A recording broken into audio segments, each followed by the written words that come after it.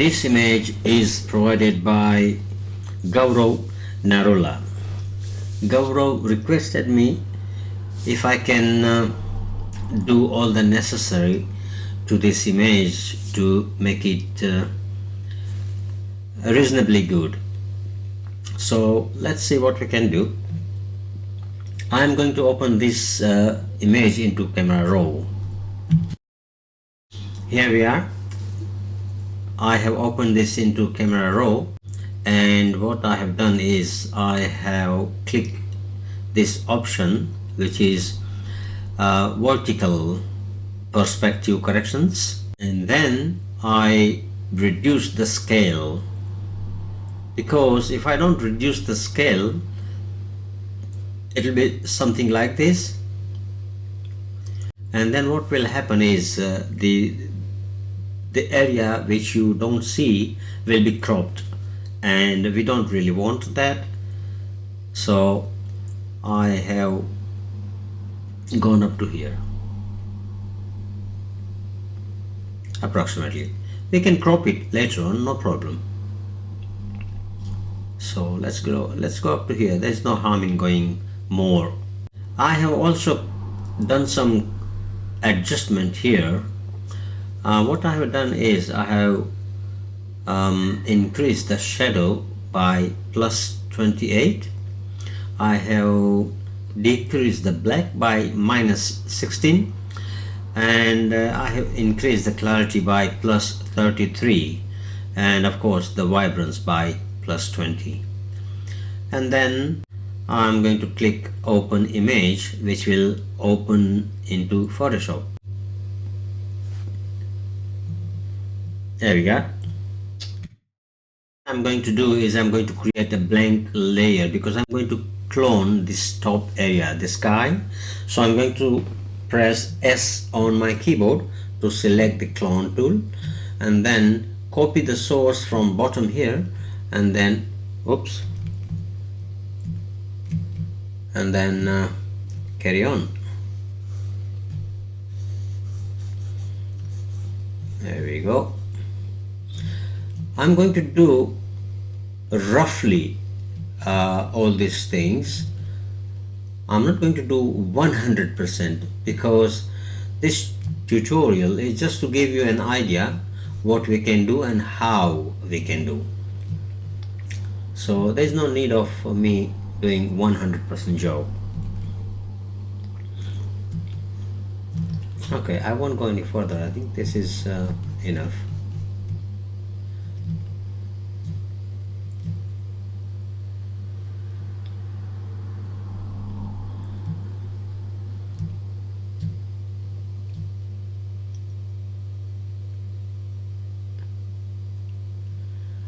There we go. I am also going to clone the bottom part of this image, though we are not going to need actually everything, but I might as well do it.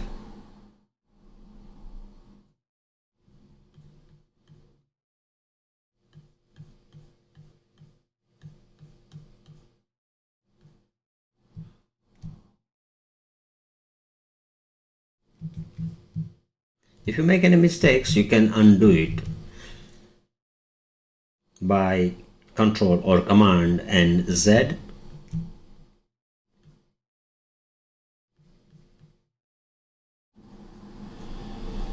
Okay, this will do the job anyway. Now I think it is the time to crop it. So I'll press C on my keyboard to select the cropping tool, and then I'll crop it from the side as well as a little from the bottom.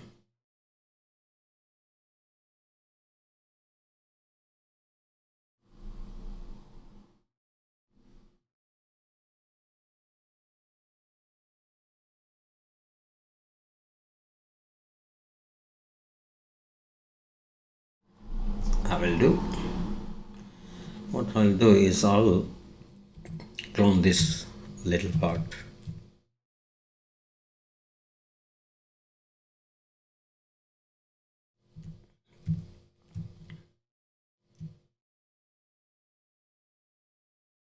Okay, now we will duplicate this image by going to image and duplicate. I click OK, and then on duplicate image we will go to image, adjustment, and then HDR toning. The reason I'm doing this, okay, it's asking that it'll be flattened. Say yes, we want to flatten it. That's okay. The reason, yeah, as I mentioned, the reason I'm doing this is because I want to bring some details from this architecture. Now, this is completely up to individual how much you want to go ahead, because everyone has got their own choice. So I'll actually reduce a little, and then I'll strengthen it more.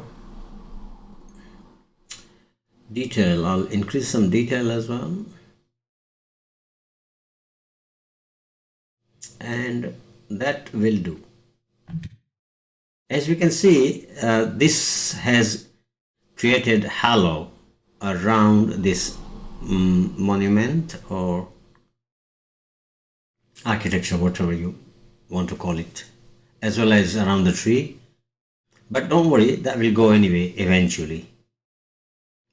I'll click OK now, and then I'll select Move tool by clicking V on my keyboard if it is not already selected, and then click and drag onto the other image while holding Shift, and then let it go. Click OK if any message comes up. There we go.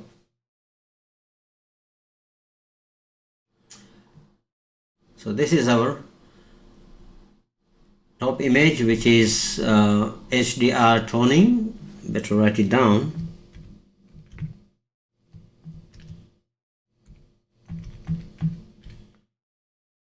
This is our cloning. It is good idea and good practice as well to write down your layers name, because once you get so many layers you sometimes get confused.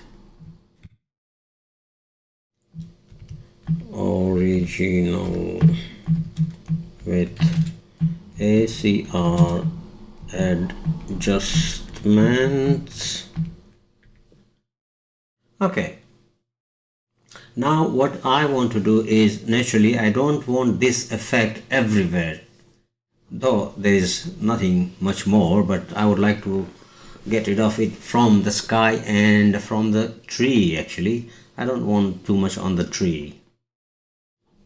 So what I will do is I will create a mask next to the top layer by holding Alt and then click, hold on, then click this mask layer.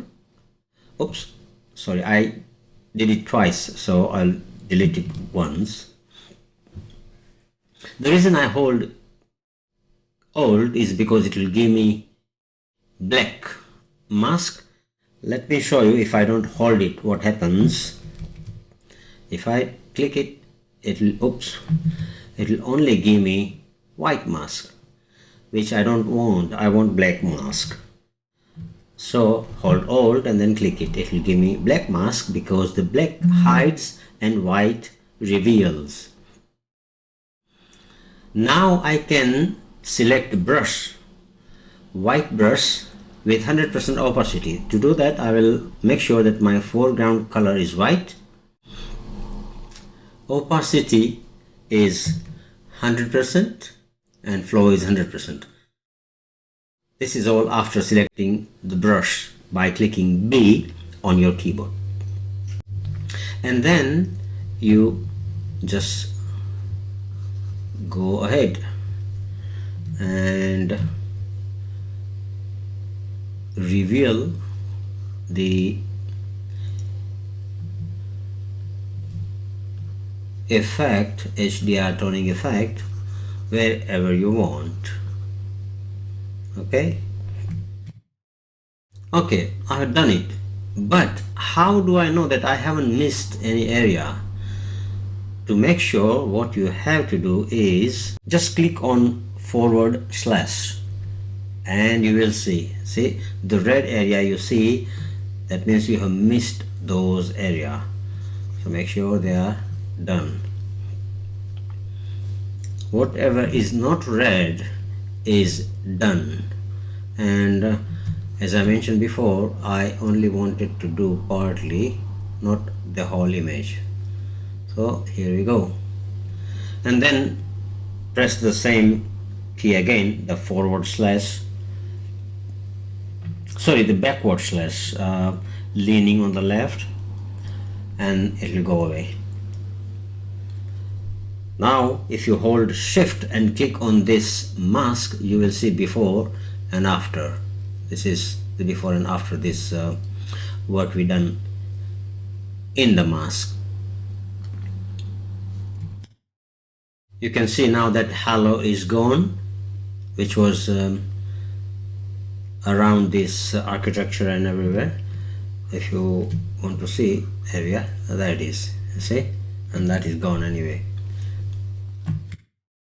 Create a snapshot or composite snap by holding shift alt command and E while the top layer is selected. Here we go. I will name it CS, which is shortcut of composite snap. Now frankly speaking, it's done actually, but if we want to make sure that there is not too much of a highlight on this architecture, what we can do is we can select the light pixels. That can be done by holding alt command and number 2 on keyboard. That selects all the highlight, and then go to this icon adjustment layer and select curve, and then from holding it in the middle and then bring it down a little. That will give solidity, kind of, look punchy. If you click this eye, you will see before and after. This is before, that's after. Before, after. There we go.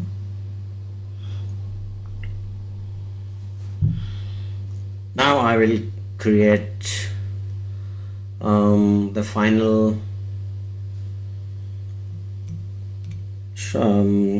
composition app by holding shift alt command or control plus E, and that is it. I think that's all you can do. Well, you can change the sky if you want, but I don't think I'll do that in this tutorial because it'll be too much. So we will leave it up here, and this is really it. I hope this helps, and if you want to watch more tutorials, you can always go on to my YouTube channel and subscribe if you want to receive auto notification on my new release videos. Alternatively, you can also go on to my website, which is www.pphotography.com. Photography has got I at the end, and you will find many tutorials there as well. Thank you for watching, and bye for now. Oh, by the way, you can flatten this image at the end if you don't want to save as PSD file. But if you want to save PSD file, you might as well save it now by going to File, Save As, and then give a different name and then save it. And then you go to here and then flatten the image, and then again save as, and then give different name. That way you will have 3 different versions of the same image: the original, the flattened image, and the image with all the layers open. That means in the future, if you decide to do any change in this image, you can do it without wasting your time. You don't have to go right from the scratch again. That is the benefit of having PSD file. Thank you. Definitely I'm out now. Bye for now.